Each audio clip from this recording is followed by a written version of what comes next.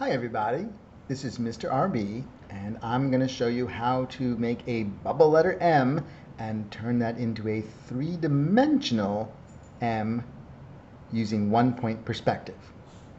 To start with, we're going to begin as always with a horizon line. A horizon line will separate the sky from the ground. And my horizon line will be horizontal, going from side to side. I will also add a vanishing point way over on the left of my horizon line. The vanishing point can be anywhere on the line, but for today I'm keeping it far to the left. Remember that the horizon line is the same thing as our eye level. That means everything above it is something we look up at. Say the bottom of an airplane as it flies overhead. And everything below it would be something we look down towards. Say the seat of a chair as we're about to sit, or our toes on the floor. All those things. Now, let's get our M drawn. I'm going to put my M down here, so it seems that we are looking down on the M. And I'm going to start with just a regular, angular M. Wobbles and all. I'm going to turn it into a bubble letter by adding some feet going inside at the bottom. In.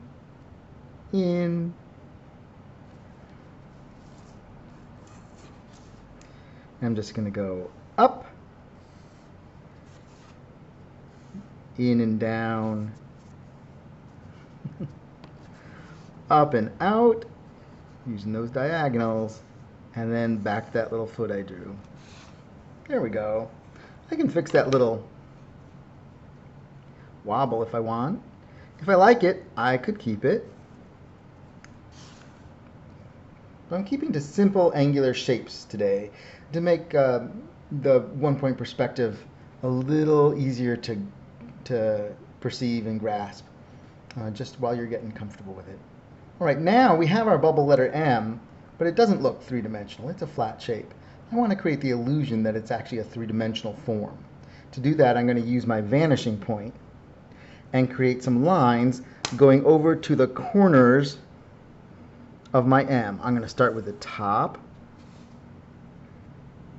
and the bottom of that left leg. I need one more line. I need something that tells me how far back in space this wall goes. I don't want it going all the way to the horizon line today, so I'm going to end it earlier. And what I'll do is I'm just going to put my straight edge on the edge of that original bubble letter, slide it a little bit towards the vanishing point, making sure that the two are parallel. That means that they go the same direction. And if you drew these two lines going out and out and out and out forever, they would never meet. Notice these two lines definitely meet. Those are our vanishing lines, and they have to meet. That's what's helping us get the idea that the object and the things we put in our drawing are getting smaller and smaller as they go farther away from us. I'm going to redraw the top and bottom there. I can get rid of the rest of this work line. Ooh. Hopefully you drew lightly. If not, don't worry about it. We're just learning and practicing here. And sometimes it's nice to show your steps a little anyhow. Well, I've got the top there. I need to find out which other lines I need to include. So I'm going to put my pencil back on that vanishing point, ruler on the pencil, and I'm going to pivot the pencil until I touch my M somewhere. Oh, I just touched right there. So I will make a line connecting that corner. I'm going to see if there's another one down here, down in the bottom of the V there. Let's see if I would need that line. I'm going down. When I get down to this corner here, I noticed it would just go right through my letter M. And I'm going to think that my letter M is made of wood or concrete or metal, something that you can't see through, something opaque.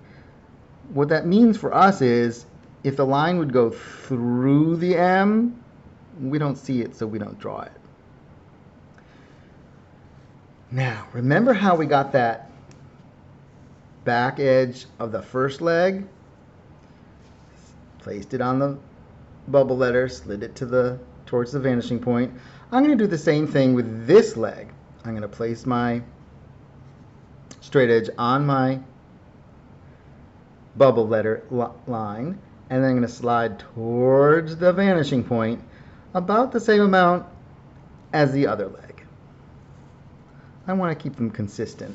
I want this distance to seem similar to this distance. Well, I have that. I can get rid of the rest of that line now. If you didn't draw lightly, I bet you're thinking, oh, yeah, that's why. Now it's making sense. Let's see if there's any other lines I need. Again, I'm going to put my pencil on the vanishing point, ruler on the pencil, and, well, that was one of the lines originally. When I go to this corner at the bottom of that leg, it would go right through the M, so skip that one. When I go to the top point over here, nope, that would go through the M. When I go through the bottom of this little V in the middle of the M, nope, that would go through the form. Oh, I think I found one. Look, here's one right here that does not go through the letter. So I'm going to draw that in, and I'm going to figure out how far back it goes by placing my straight edge on that line of the edge of the bubble letter and just sliding it towards the vanishing point, that same distance we've been using. I want to keep them consistent so that this distance is about the same as this distance, is about the same as this distance.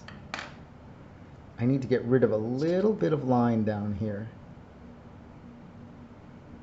And other than that, I think I have my M fairly well drawn in. I think that kind of covers everything for that. The other things I could do, I could add a little, a little tone. That'll provide a little contrast and make it easier to see what's going on, make the illusion that much more convincing. And we are talking about illusion, so the more convincing we can make it, the more readily our viewers will suspend disbelief. I'm going to get some on those side walls. We're going to think that the light maybe comes from, maybe the light is coming from in front. No, we haven't really decided yet. I will say, generally speaking, I try to decide where the light's coming from before I put the shadows in. That way, I'm more likely to be consistent. When I'm consistent, the illusion is more convincing. By the way, the darker your shadows are, the brighter the light will seem. You cannot make the light brighter than the white of the paper. So the only way to get a feeling for bright light is to make those shadows nice and dark.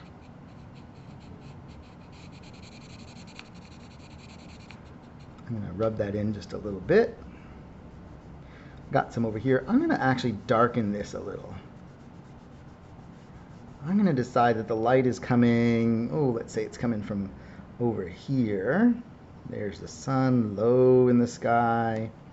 And I do need to clean up that mess I made over on the front there. Not too bad. I'll clean that up. And now, one last touch. We didn't really talk about shadow in this series, but I'm just going to add a little bit of shadow underneath the M. There is a whole conversation and lessons we could have, or a lesson we could have on how to figure out the true and accurate length, direction, and even shape of the shadow. We're just going for a little bit of darker area on the ground so that it helps the viewer believe in that relationship between the M as a three-dimensional form, and the ground that it's sitting on. And yes, that's all illusion, because for all the things I've added and whatever I've done that might make this seem three-dimensional, it's still just a piece of paper. Just the surface of a piece of paper, and it's as flat as could be. Anyhow, I hope you have fun with this. Talk to you real soon. Check out the other letters, put them together, and you can make your own words. Bye for now, everybody.